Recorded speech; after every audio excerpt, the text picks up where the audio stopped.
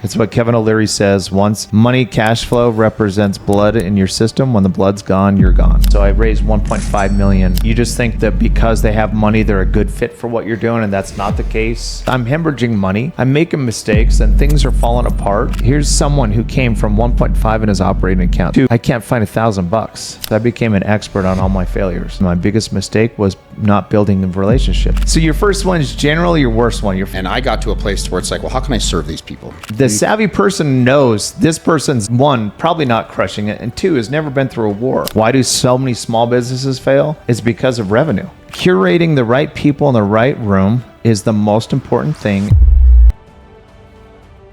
Well, welcome to the Burnout Podcast. I'm really excited today. For those that are based in Utah, I would actually argue one of the best networked guys in town, Shawn Finnegan. Shawn, thanks for being with me today. It's such an honor. Thanks for the invite. One of the things that I admire the most about you is I don't know of anybody else, honestly, that celebrates other people's success and just highlighting so many different people. I mean, the majority of your social media is just giving thanks to this person did that. You know, you're the founder here of the X Room, which you had the opportunity, thanks to your invite, to attend, and just a room full of just incredible people, and just even the format. I mean, we've been in business a long time. We know what networking and different things, and just the way you've established and set that up, just cultivating an experience for people to really get to know each other is very different. Yeah, I sure. was really impressed. Yeah. What brought you to the space of even starting the X Room? And have you always been like this as far as celebrating people? So my origin story with that is I started my first business 2009.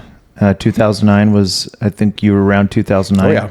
Bad year for business. I wish someone would have told me not to start a business 2009, but that was my first foray into business. And did it end up working out, the first one? So I wish I could say yes, but wasn't the case. So I raised, so at the time I came from a bookstore manager dad. So he stayed at the same bookstore for 40 years. So we had 5 kids in the family. If I wanted allowance, I wasn't going to go to my dad to get allowance. I had to go sell on the streets, right? To go make money. And so my mom's the original side hustle mom. So I didn't come from money. So I decided to launch my business. And so I'm not going to call my dad and say, hey, can you give me 1.5 million, right? It wasn't in the cards. So I created a great projection. I was excited about the business. I thought I was going to crush it. So I went and raised money for the first time in my life. I met with about 70 investors and I raised 23 of them said yes, a bunch of no's. You know how it is. It's very difficult. And you have no idea. You just think that because they have money, they're a good fit for what you're doing. And that's not the case. You got to make sure you line up the right money with the right deal, right? And so I had 23 of them say yes. So I raised 1.5 million. It took about 5 months to do it. And that was a good day. I mean, everyone thought I was a baller. My neighbors were impressed. I remember going on LinkedIn saying I was a CEO. I remember my parents being, stoked for me because in my operating account, I had 1.5 million. Yep. And tax side, we work with Kevin O'Leary, and one of his quotes is, in business, poo-poo happens, right? And for me, poo-poo happened over the next 12 months. I made every mistake you can possibly make. And during that time, I have a buddy named Kevin, and Kevin kept coming to me and saying, hey, we have this incredible event over here. I mean, there's 4 or 5 guys you could actually probably do something with. And I'm like, I'm not going to that thing. Why would I go to that? I'm busy. I'm knee deep in crocodiles trying to figure out this business. I'm hemorrhaging money. I'm making mistakes and things are falling apart. And I don't have time to go see your buddies over here. And it was always a no for the whole year.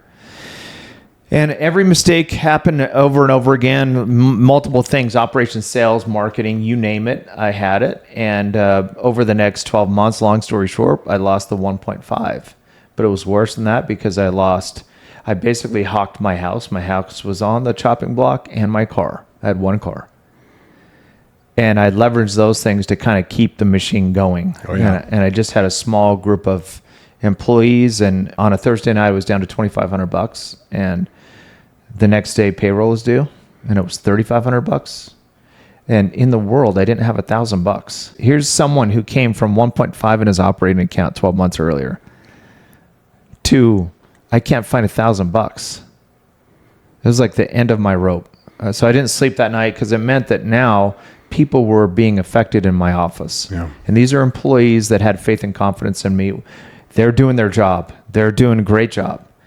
And it was all my fault and my ownership of making all those mistakes over the 12 months. And So I'm praying for a miracle. I'm literally praying to God for a miracle on Friday morning that some deposit's going to hit and nothing hits. So I know I have to do it. I go to lunch. I get a phone call from my controller. She's like, "Hey, Shawn, I was digging in the safe and I found $3,000 of petty cash. What do you want me to do with it?"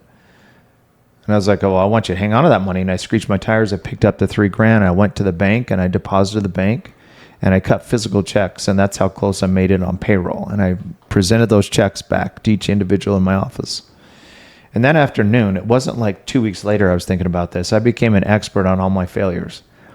And I was rank ordering, saying, "Hey, where did I go wrong the most?" And I came up with my number one problem. My biggest mistake was not building relationships. I should have listened to Kevin. I should have listened to my friend. I should have gone to those things. I should have actually reached out of my comfort zone, and I should have built relationships and business. And I didn't. I put my head in the sand, and I was a lonely space. I mean, it was a miserable time in my life, and I made the decision to go through that. This could go so many different ways. So, I mean, this is kind of a rhetorical question, but based off your experience, I mean, you know a lot of people, the feelings of reaching out for help, especially for men, right? For us as men, like, I need help, or in doing that is extremely so hard, challenging, Yep. right? Mm-hmm. Again, based off your experience and what looking back, right? Because now you have the benefit of hindsight, and, you know, but in the moment, why was that so hard? Yeah, because I feel like we build ourselves up. You mentioned it earlier. I was here earlier when you were with Chris. Is like our identity is tied to our business, and if we feel like our business is crushing it, then we are crushing it, and that leads to a lot of pride, right? And the one thing I noticed is when you're down to, you don't have $1,000 in the world, when you're down to that level, all that stuff just, the masks go away, everything goes away, and you start getting real fast. Right. And the more real I found, I had these guys during this time I put on a pedestal that I felt like they literally had gold in their pocket from the minute they were born all the way through, and they're just crushing it. And I went and met with some of them, and I was like, man, I poured my soul out to these guys. And I was like, this is the problem. This is what I'm doing. This is what I'm going through. And I was absolutely shocked. Two things. One, they didn't judge me. Two is all of them had been through wars. They're like, "Oh, you went through that? I haven't made payroll 3 times. You went through that? Yeah, I've done that too."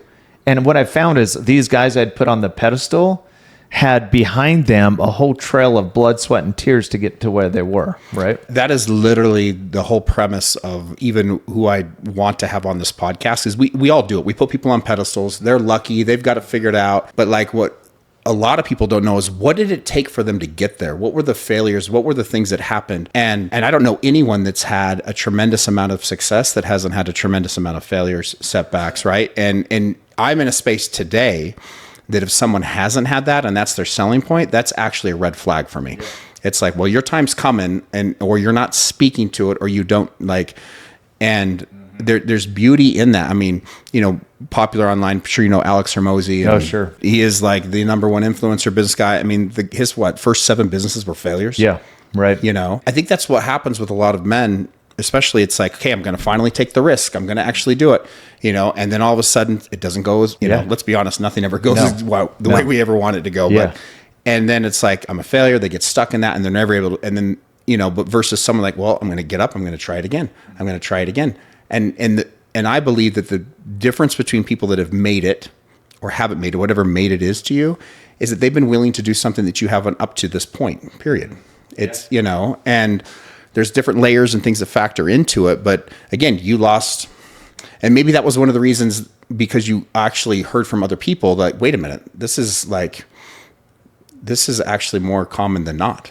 Yeah. You know, and it's like, well, and look where they are today. And if they failed, or or had a setback or something happen, and they're here today, well, then I can do the same thing. Yeah, for sure. Yeah. So from that experience, I actually said Friday afternoon, that's when I said, I made a promise to myself that I would start reaching out and building relationships. I reached out to a couple of guys that I knew in my history that I knew were super successful. And I didn't wait till Monday or Tuesday. I was like, Friday, I called them, and they got on the phone with me, and I said, hey, I need help. And I was real. If I had not been in that moment authentic and real, the really savvy guys I reached out to, and I've seen this happen. I've been around savvy people. And if someone tries to fake, oh, I'm crushing it. The savvy person knows this person's, one, probably not crushing it, and two, has never been through a war and never been through fire.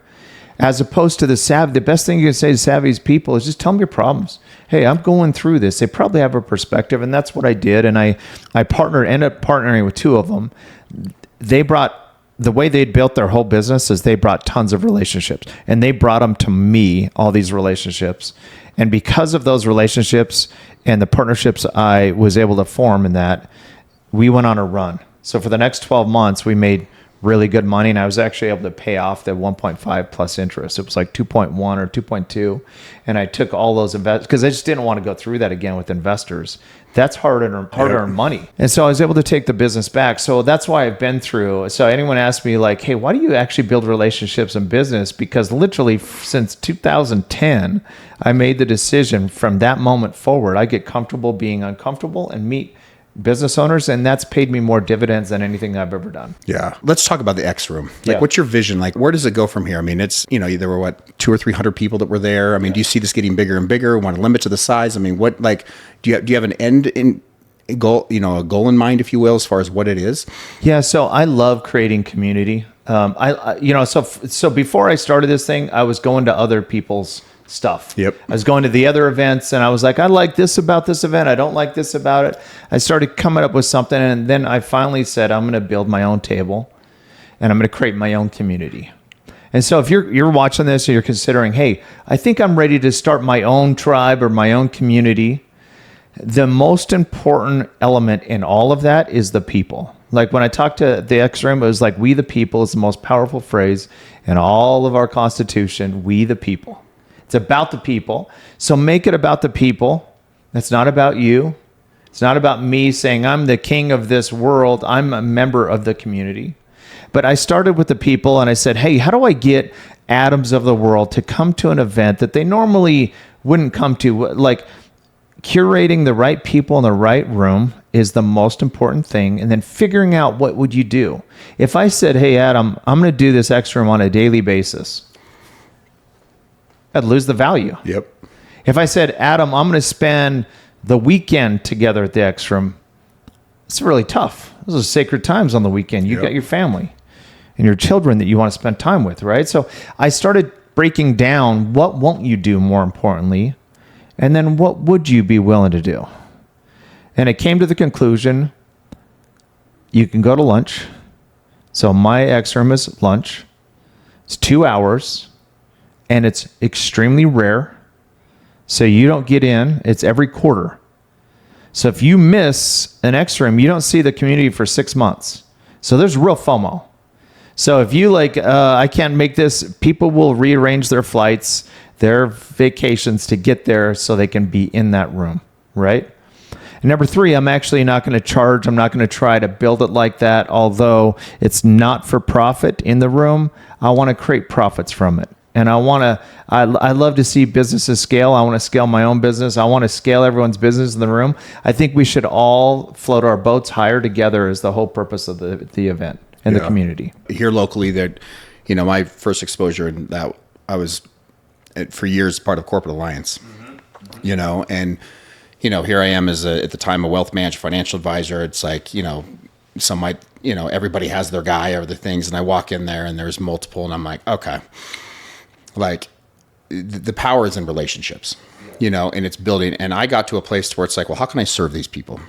And it was interesting for 5 years that I was in that. I don't think I got one client. Like I hired multiple people, did things, but I was just constantly giving. But I made, tenfold what I paid for it years down the road because it's like, I wasn't the guy that was trying to sell them. I was just trying to I was trying to give, and for sure. Chris, Kirkpatrick here, we were talking earlier about we both said, the more you give, the more you get.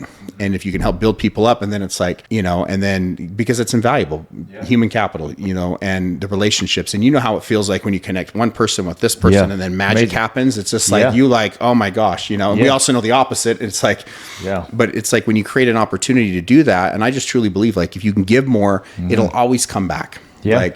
and you're speaking to that, and you're doing it, you know? Yeah. So I'm on the board of Dad Bods and Beards. They have a great brand. They're a men's mental health brand. And I invited him, I met him about a year and a half ago, and I invited him to one of the X rooms. So I think where you really were able to scale your business in the future is because you came with real intention to serve other people and to build relationships first. And then you were able to multiply it because of that, right? Yeah.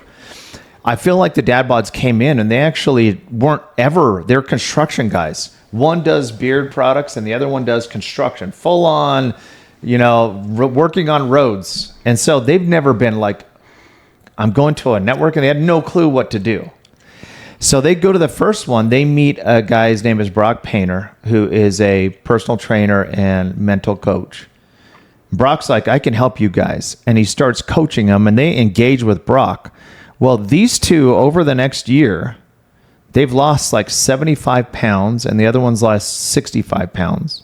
And then I introduced him as part of the X Room to Aaron Carr, who does content and does podcasts and YouTube and everything. And they've now engaged with him.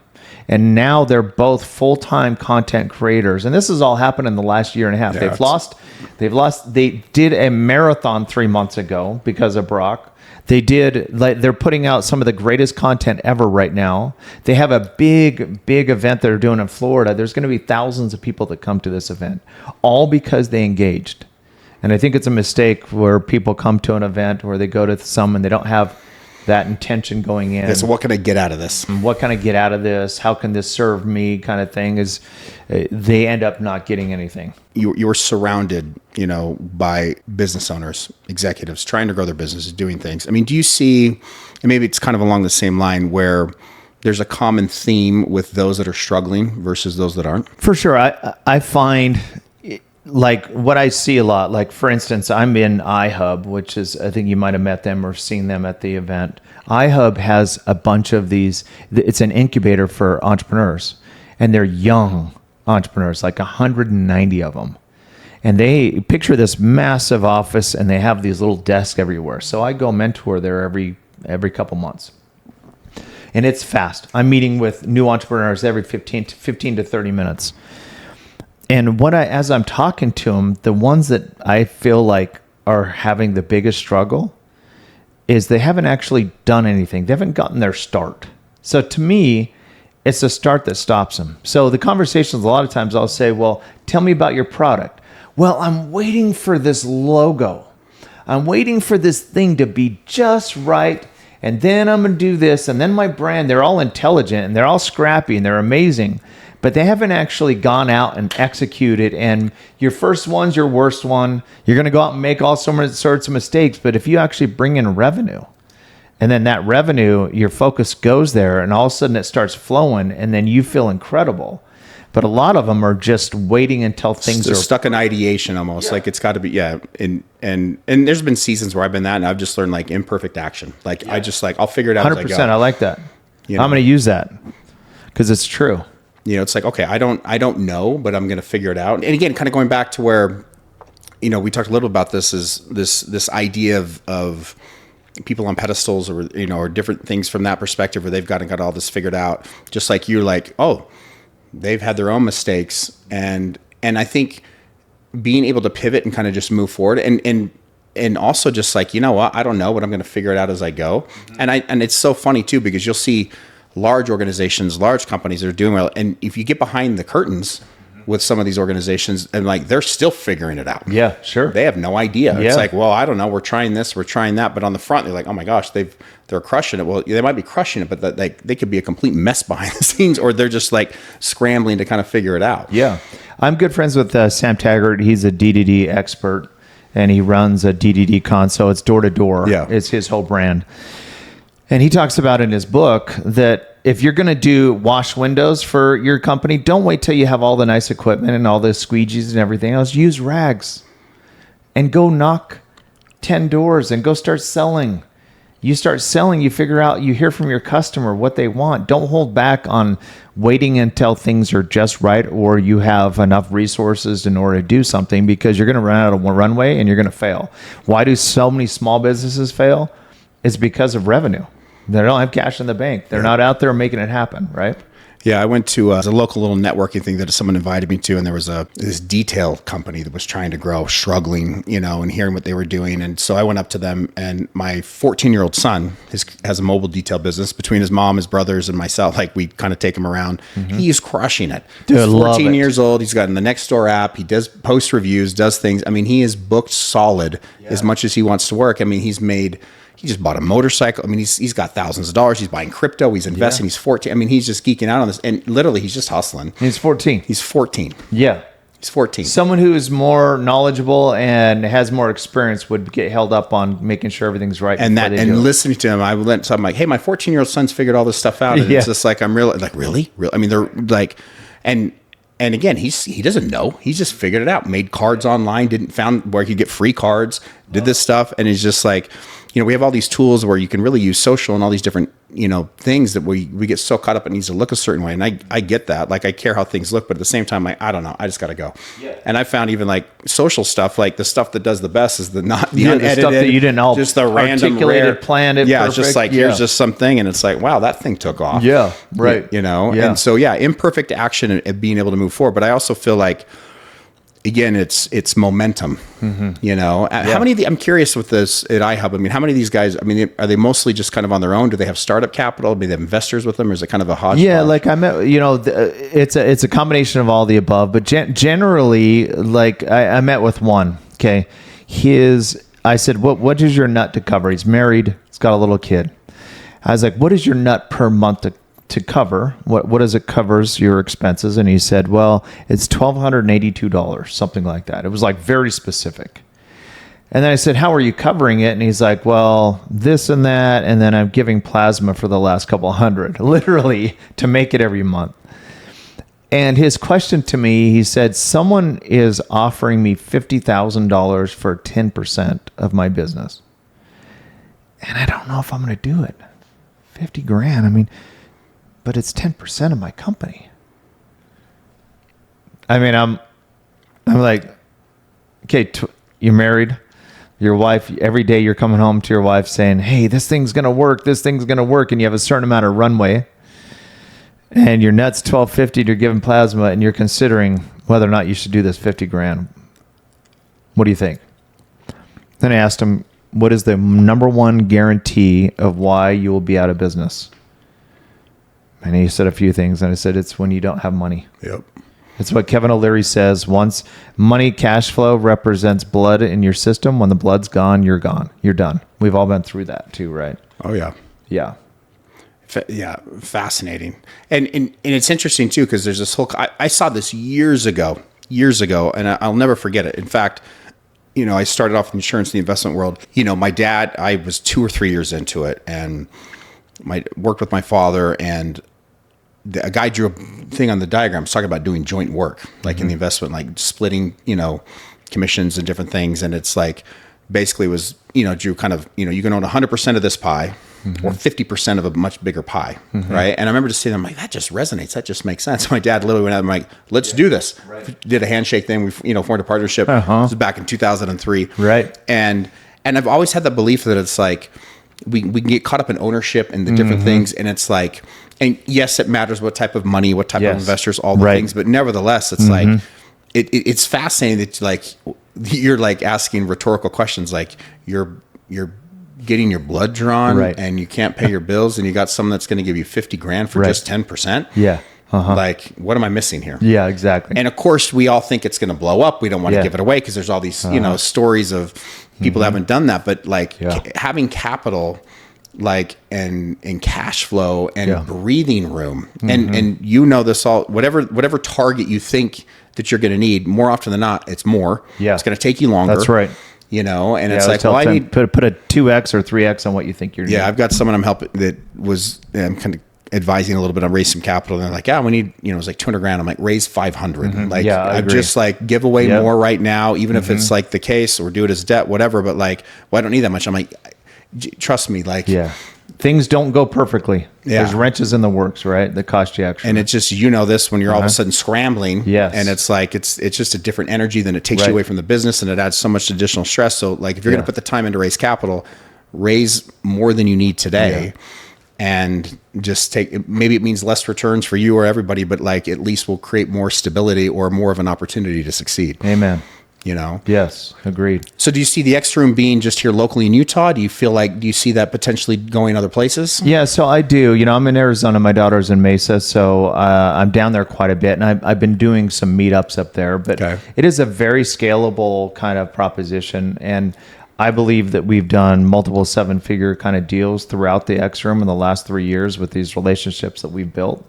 And so I think it's very scalable. My next will be in Arizona to do an X Room Arizona and start scaling, because I believe we solve a big problem for business owners that are super busy, still want to connect, keep it rare, but curate the right people in the room. I think you can build. Anyone watching this that wants to create something similar, it will solve a big need for anyone in any market.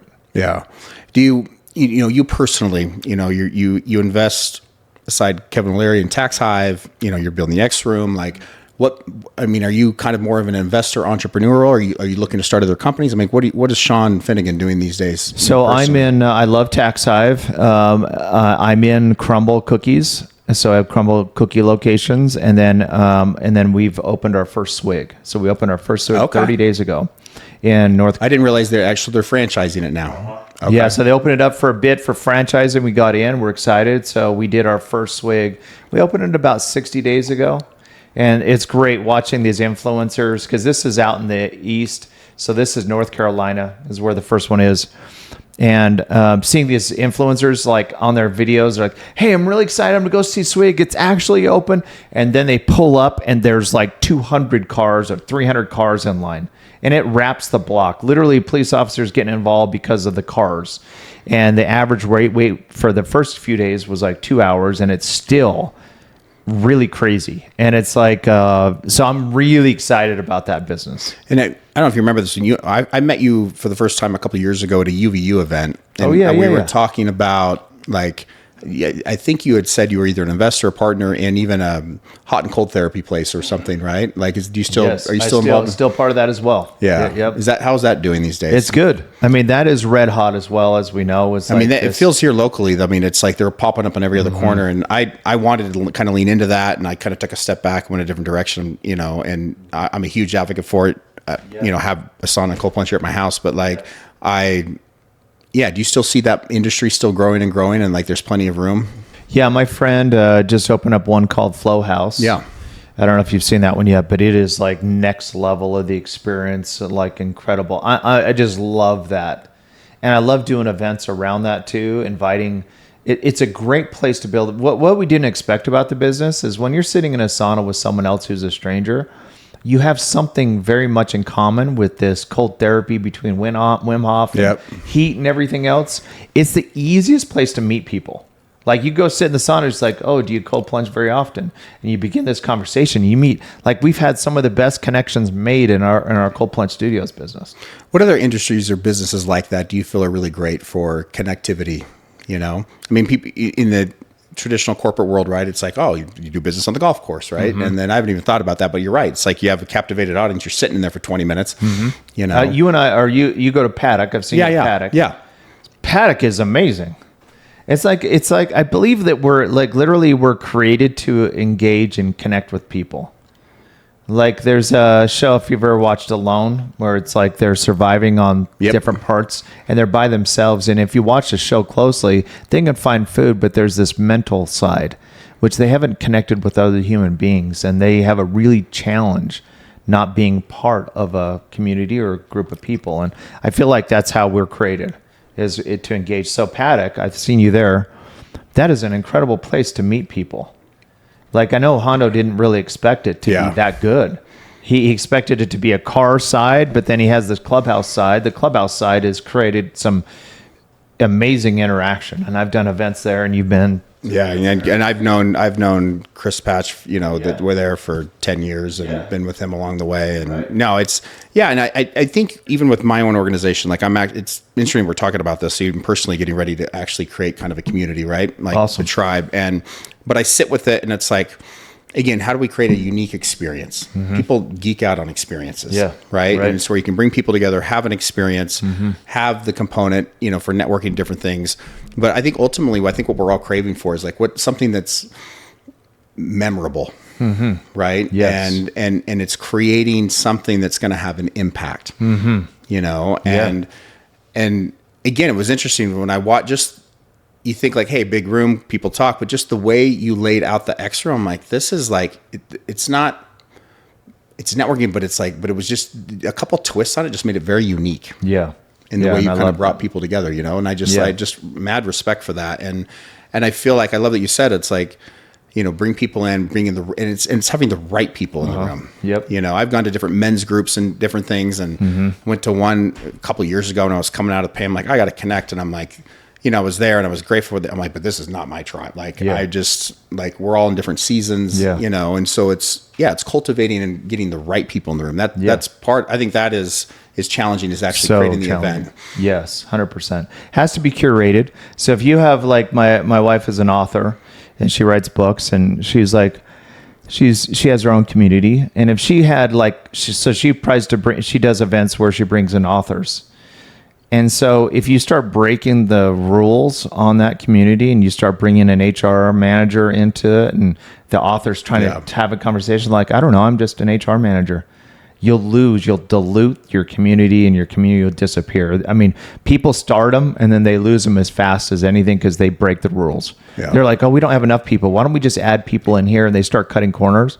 And then that curation piece disappears. The whole community's gone. Years ago, one that like I joined part of it, and it's like I was told, you're the only one in this industry who's going to be part of this group. And I literally went to the first meeting, and I'm in my breakout group was literally 80% of it was mine, and I'm like, really? Right. And I'm fine with that, but like you presented it in a different way, so dilution to it, depending upon what you're trying to do, is because then the money gets in the way, and again, your big premise is like, it's not about charging necessarily today, right, for that, but it's creating an environment where a lot of money can be made. Yeah, I had a friend come to the X room, and he's sitting there, and I have someone who is a private equity guy that came into the room. They sit now next to each other, and it's all the intention. Like, you come in with real intention at an event.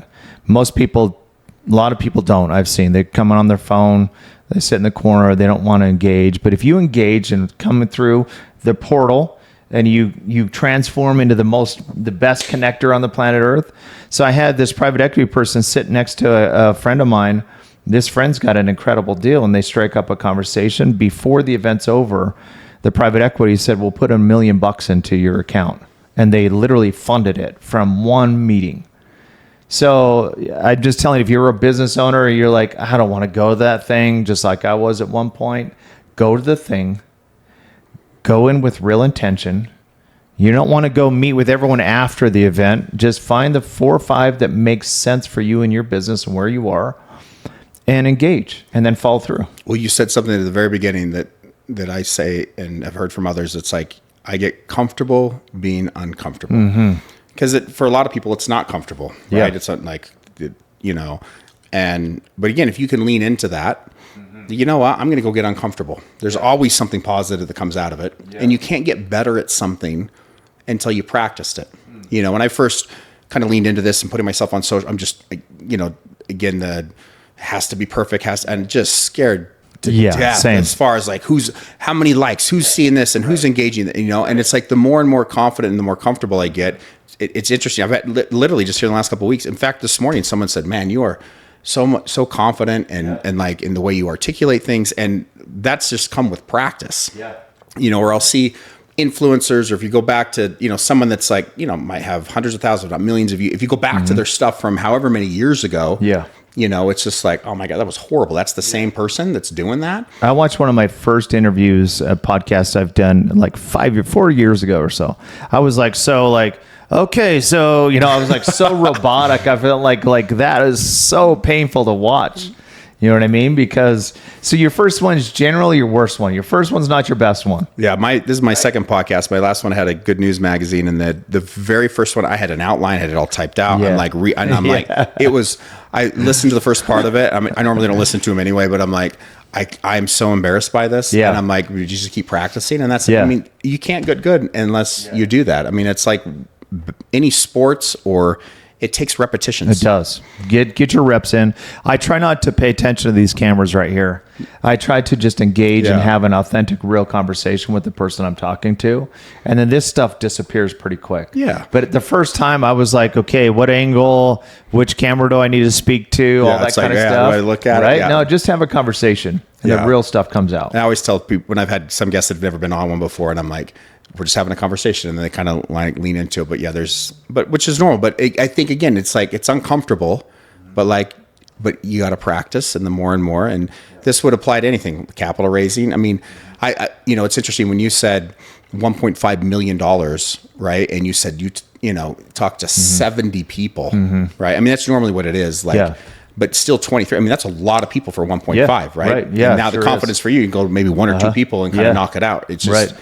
But you start there, and then all of a sudden it's like to raise the $1 million. If you have to raise $100,000, it's challenging at first, but then $100,000, like you could do in an afternoon as you get better. It's just like but that comes with practice. Yeah, I have a buddy of mine who he met with me 2 years ago. He's like, I'm going to do a podcast, and he's down in Arizona, and he does real estate photography. So he wants to interview agents. It's a really brilliant idea for a show, and he's stoked. He gets a studio. He spends maybe $20,000 on the studio. It's state of the art. It looks amazing. It's got paintings in it and everything else. It's nice. And I hadn't seen him for a little bit. I was like, hey, Ryan, how's your podcast going? He's like, I haven't started it yet. And I was like, why not? And he said, I'm waiting for this spinning camera. I have a camera that's going to spin in the room and capture multiple different angles of the interview. And I said, bro. So I went down there and I said, we're going to do our first one right now. And we just had a conversation and filmed it. And he's like, that was actually really fun. You know how it is, right? Yeah. And you learn a lot, and you build better relationships doing what we're doing now. And so that was his start. Now he's done like 150 podcasts, and he's crushing with it. I mean, he's getting really good views on YouTube. Like really doing well. Yeah. But it was just like getting past that. I mean, I launched this in my living room at my last house, and it's like, I had these crappy cameras or whatever, and it's like some of these are good. I'm like, this is garbage. I'm like, well, let's just go with it, Yeah, I did one on Saturday with two ladies that had an iPhone, and they had a tripod set up, and then they had wireless mics and an iPhone. So you don't need much. That's the beauty of it. Anyone can just jump on there and start putting out content. It's super inexpensive. And I've got some clients that are trying to do it, and they're stuck in their head in this ideation stage. I'm like, dude, just record. Pick up your phone. Do a voice recording. Right. It's just start somewhere. You need to practice. And trust me, the equipment and all the things isn't gonna. You still got to take swings at it.